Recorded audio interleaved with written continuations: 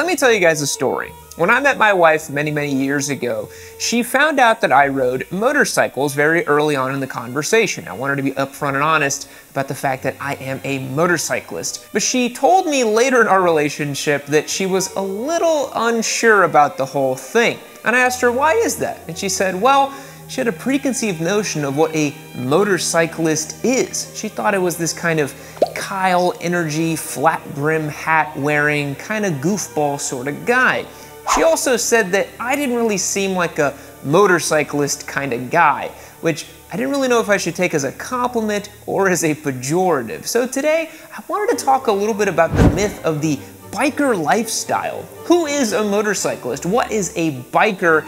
And is that really any relevancy in today's motorcycling landscape? Let's get into it. So I think here in America, we kind of divvy motorcycles up into two different categories. You have Harley guys and crotch rockets. I think Americans typically think of a big fat guy on a Harley or some crazy zany guy on a green Ninja sport bike. I think in a distant third is dirt bike people. Maybe if you're more rural, you might think of people doing motocross jumps and drinking beer and being kind of silly and just doing redneck activities. That's kind of the camps that motorcycling has been divvied up to in popular American culture. It's funny because Harley guys or cruiser people, whatever you want to say, in popular mainstream culture are seen as badass biker types who may deal drugs on the side, sons of anarchy. Or they're just dentists and doctors who bought a $30,000 fashion statement, as we in the motorcycling community often know them to be. Crotch rocket guys, in the meanwhile, are people who, you know, in the common collective consciousness, they go out late at night, do highway pulls. They're the bikes you hear off in the distance when you're at the bar with your friends at 2 a.m. You hear some screaming sport bike and you think, yeah, there goes some sport bike guy off in the distance. You usually might think someone 25 to 35 years old, no kids, nothing to lose, just going fast on their crazy little green crotch rocket. And again, the dirt bike crowd, well, it's just rednecks drinking beer, doing wheelies, or maybe it's the menace kids in your town popping wheelies down the main street. Motorcycling gets kind of a bad rap, to be honest. But where does that come from? Well, I think a lot of it comes from post-World War II, where veterans needed something to do to give them the same adrenaline rush as they got back in war combat. So they came here to the States, the Harley culture grew, the outlaw culture grew, and Harley-Davidsons quickly became associated with the bad boy side of motorcycling. Of course, you had Honda's NICE campaign, which was trying to get people more involved with scooters and seeing two-wheel transportation as something fun and wholesome, because internationally speaking, motorcycling is very different than it is here in America. But motorcycling brings in a lot of different kinds of people. Consider this, your average early morning cars and coffee meetup. What are the kinds of people that are going there?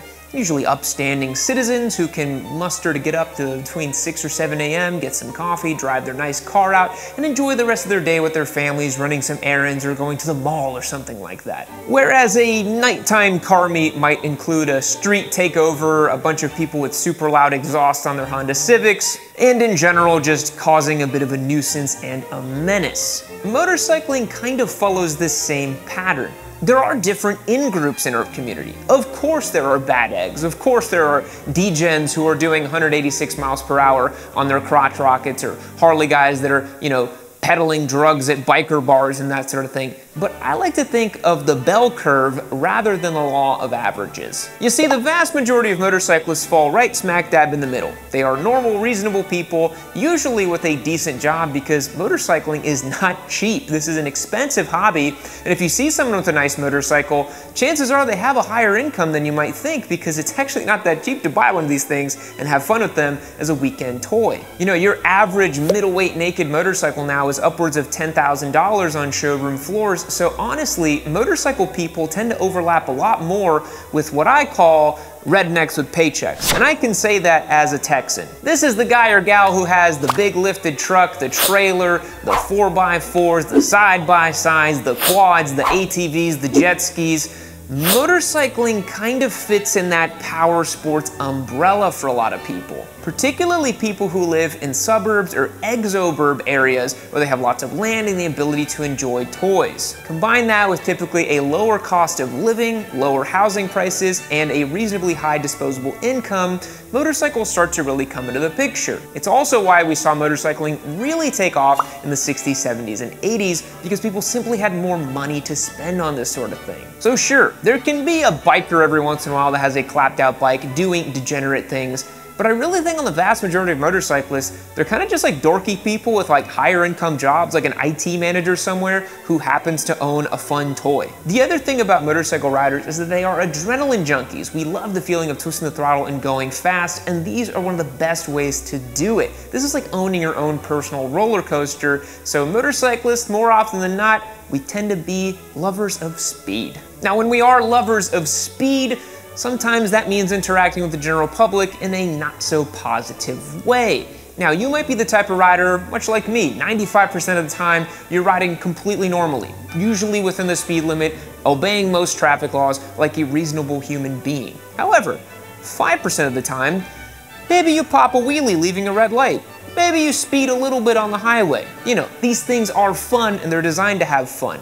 The issue is when we do those things, 5, 6, 10, or 12 people might observe us doing that act and they might think, ugh, frickin' motorcyclist. Just a bunch of degenerates doing stupid stuff on their stupid two-wheeled machines. And that's how the stereotypes continue to perpetuate themselves. Again, just like any hobby or lifestyle, there's always gonna be bad eggs, but I think because of motorcycling's inherent rebellious and outlaw nature, they tend to get a bad rap in general. But I really do think the vast majority of motorcycle riders are completely normal, law-abiding, good people.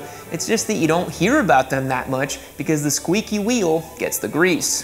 Folks, we're starting up the brand new Yammie Noob live stream every Wednesday at 6 p.m. Central right here on YouTube. We're going to be answering rider questions, looking at cursed photos of motorcycle, reacting to the news, and doing a whole bunch of fun stuff on that stream. If you want the chance to participate and to join up with everything we're doing here on the channel, become a member over on YammieNoob.co. You'll get entered to win bikes like the MT09 SP, but you'll also get access to ask me questions, participate in the stream, and just support the channel on a deeper level. So make sure you tune in on Wednesdays at 6 p.m. Don't miss it. And beyond that paradigm of American motorcycling that I mentioned of Harley-Davidson riders and crotch rockets and maybe some dirt bike riders in the corner, there's a whole wide world of motorcycling out there.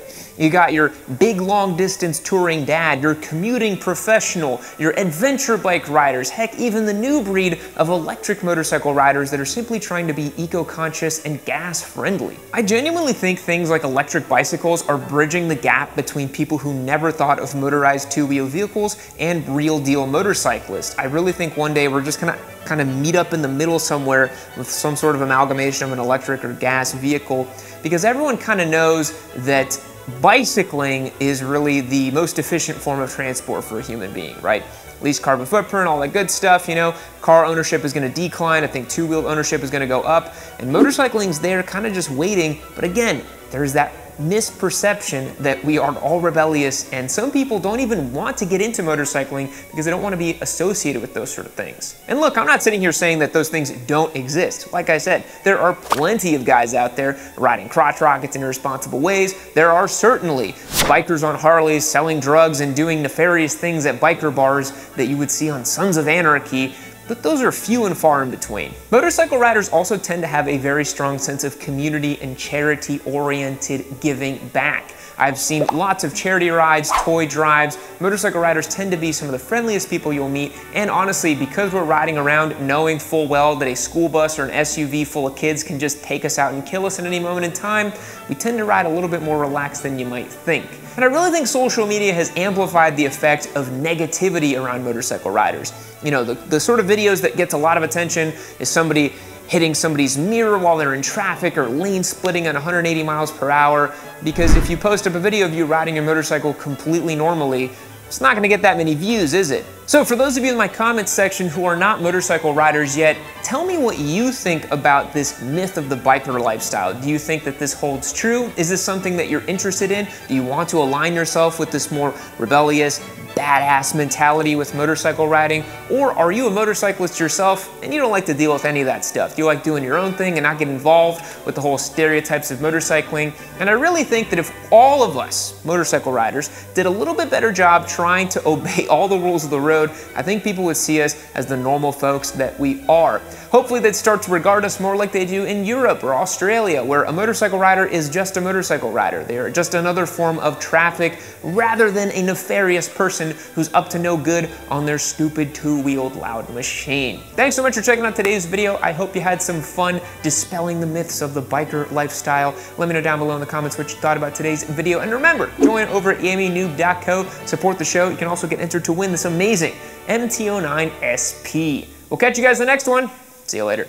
That's all, folks. That's the end of the video. Our time is up, but if you want the conversation to keep going, join me over on YammieNoob.co. Become a member. You'll gain access to our infamous Discord server. I'm on there every day, so if you want to talk to me, ask me some questions, just shoot the BS about motorcycles. That's the best way to do it, and you'll get entered to win this MT09 SP. This is one of my favorite giveaway bikes we've done, and I would hate for you to miss out on it. But if you need a little bit of time to think about it, click the link right over here. Keep watching yourself some Yammie Noob. We have tons of premier, top tier, incredible motorcycle videos just waiting for you. They're free. Watch them.